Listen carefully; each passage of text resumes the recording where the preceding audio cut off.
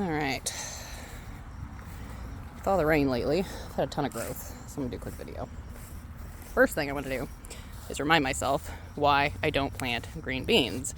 Because I've harvested not quite 3 times that much so far, and I'm already flippin' sick of doing it. So, yeah. Note to self, next year, don't plant green beans. And over here, these were supposed to be bush squashes, which means they don't vine. But as you can see, they're very much not bush squashes, and they're vining. So, duly noted. Need to put a note on the packet. Those are the poppy pan squashes. These are honey nut squashes, which when I grew these last year, they stayed bushy. These seem to be bushy, so at least one side's working. That is an escapee from the other side. Lychee tomatoes, for the most part, doing great until you get to this one. No fucking clue what happened to it. But I'll leave it alone for a few days, see if it responds, if it snaps back. If it doesn't, it gets cold. Just like that one that did in fact snap back and is doing great now. So, yay. Let's see here. Flower garden.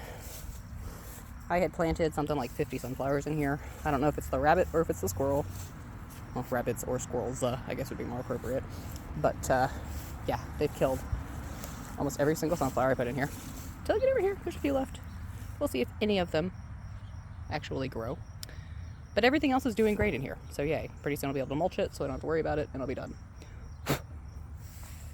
Herb garden. I love these borage plants. I don't know why they do this, but it looks so cool because I have really pretty pink blossoms and really pretty blue blossoms. And it's on the same plant. It puts me in the mind of a hydrangea. I wonder if it maybe does have something to do with the acidity of the soil that causes it. But either way, in a few more days, all of these are going to open, and the sucker is going to be gorgeous. Lavender's doing great. Basil's doing great. Guess what Japanese beetles like, and I didn't know until this year. A little pissed off about that one.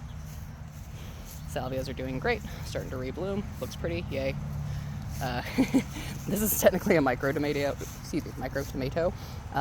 When I looked back on the packet, they actually called it a patio tomato, so it gets like 2 feet tall, I guess. So I guess this is all the bigger it's going to get, and it's starting to produce. So, yay. That is the same thing.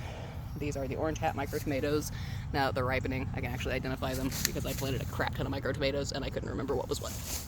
So, they're kind of fun. Let's see, gave my thyme a haircut because it needed it badly.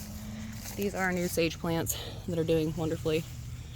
And that's an oregano plant, so yay for those. Let's see. And the fireworks going off in the background, woohoo. Alright, next, tomatoes and the bee balm. More micro tomatoes, those are also orange hats. I went through, I didn't deadhead that one because it's not fully done yet, but I deadheaded the other bee balms. And since they had been covered in powdery mildew, which is this nasty crap here, I'm going to spray them with neem oil. And maybe peroxide, depends on how well the neem oil works, to hopefully prevent it, and they will hopefully rebloom and be pretty and not gross. Also did a bunch of culling on the tomatoes because you really don't want the leaves to build up on the first few feet. Helps prevent things like that from happening. Same thing over here. The bee balm got cold. I went ahead and cut all of the vines on the peas so that they will start drying out and I can harvest the seeds. And all 3 of my sugar rush peach pepper plants seem to be doing well and loaded. This one fell over 2 storms ago and has decided that it just wants to flop. So I need to get out here and do something to lift it up. I don't want those peppers to rot. Other side. All of my cucumbers. We've had so much rain in the last few days. Oh, I missed a few. Shoot, I gotta put those on the trellis. That they have had explosive growth.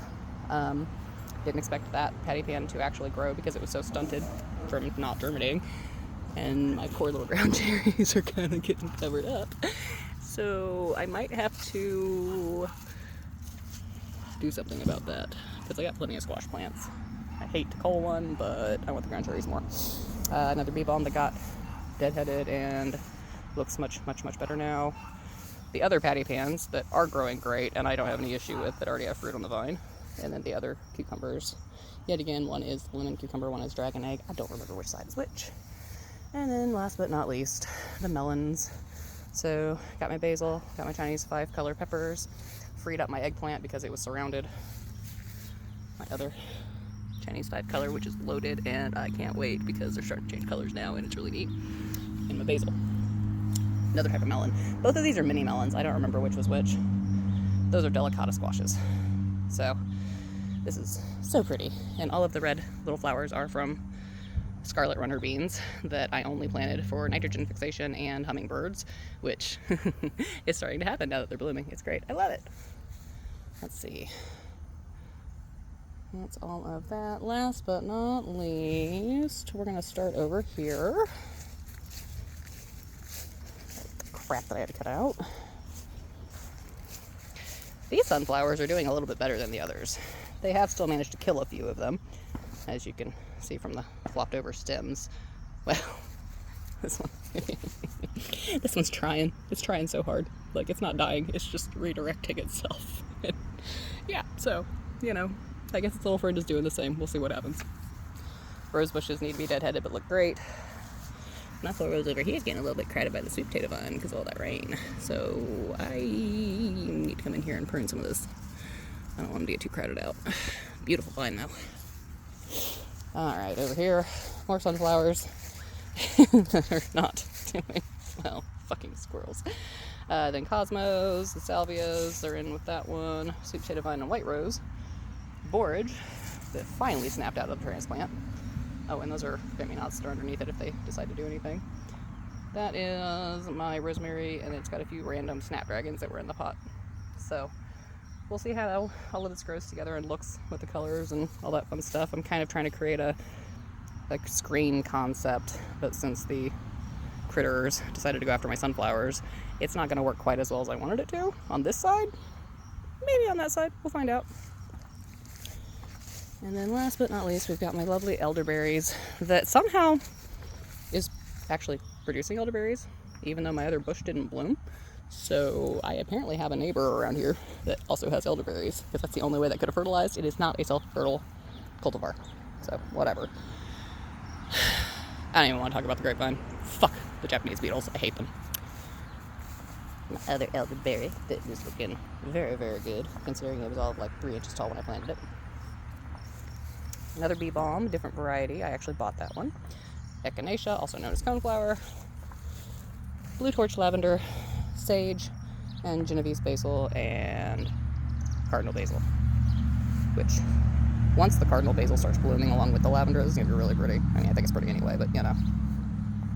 Gooseberry, needs some love.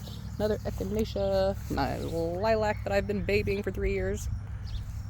Gooseberry. Yellow is coreopsis, which I never had before, and I really like it. Those are cute. That is an ever-blooming azalea. I think I called it a gardenia in a previous video. It is not a gardenia, it is an azalea. Oof, something is eating my gooseberry. But it's got a lot of new growth, so that's a good thing. Come out here tomorrow and spray everything. Russian sage. Agastache. I think it's called raspberry or something like that. Pink chiffon rose of Sharon. I had called that catmint in the previous video. It's not. It's Russian sage. Black goji berry. The actual catmint. Pink wigelia. And then you can't really see it because it's intermixed with the grass and it's through its blooming phase, but this is a butterfly bush that's a really pretty, like, fuchsia-y color. You can kind of see it right there. And then my last goji berry. So yeah, everything is doing great. It's growing like crazy. I'm digging all of this Queen Anne's lace that we're finding in the fence rows. I'm trying to figure out how on earth I can harvest seeds and maybe plant it where I want it instead of having to let it kind of go wild. But this is the other quasi experiment with my berry bushes and with blooming flowers to both bring in pollinators and some more diversity in my yard. Kind of going for a cottage vibe. We'll see if it actually turns into that.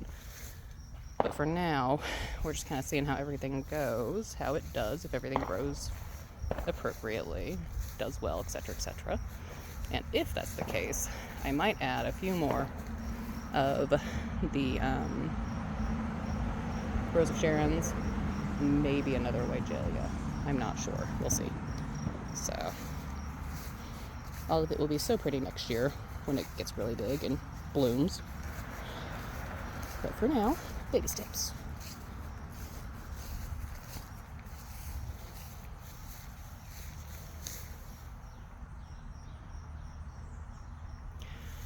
And seeing as how I have 11 days till surgery, I am trying to get as much stuff done as possible so that once I am home and healing, it will not be difficult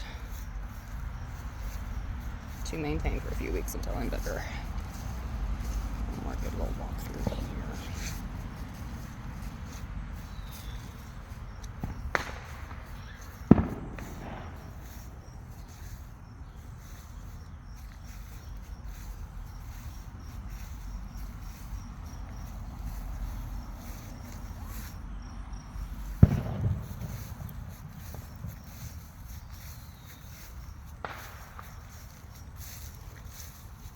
This is going to be so fun when everything starts producing. I love being able to harvest it through the tunnel.